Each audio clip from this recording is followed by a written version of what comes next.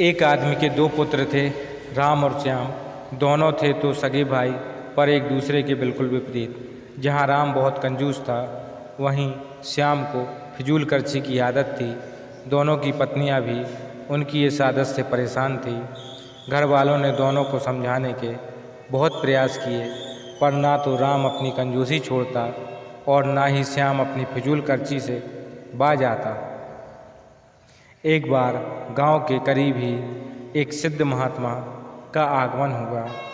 वृद्ध पिता ने सोचा, क्यों ना उन्हीं से इस समस्या का समाधान पूछा जाए, और अगले ही दिन वे महात्मा जी के पास पहुँचे।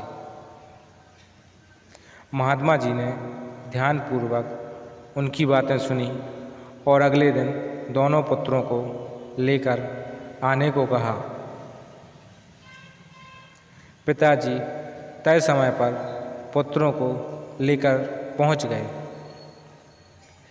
महात्मा जी ने पुत्रों के सामने अपनी बंद मुट्ठियां घुमाते हुए कहा, बताओ, यदि मेरा हाथ हमेशा के लिए ऐसा ही हो जाए तो कैसा लगेगा?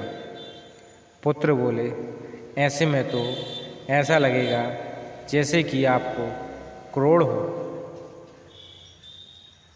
अच्छा, अगर मेरे हाथ हमेशा के लिए ऐसे हो जाएं तो कैसा लगेगा?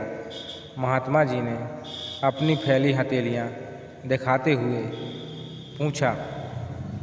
जी, तब भी यही लगेगा कि आपको कोढ़ है, पुत्र बोले।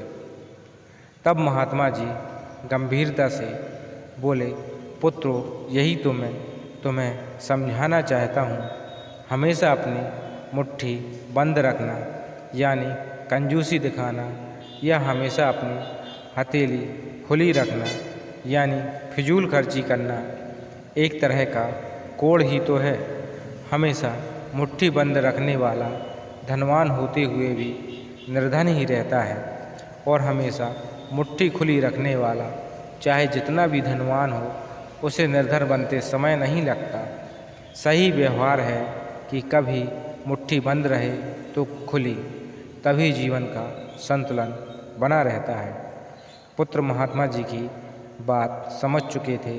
अब उन्होंने मन ही मन सोच समझकर खर्च करना का निश्चय किया।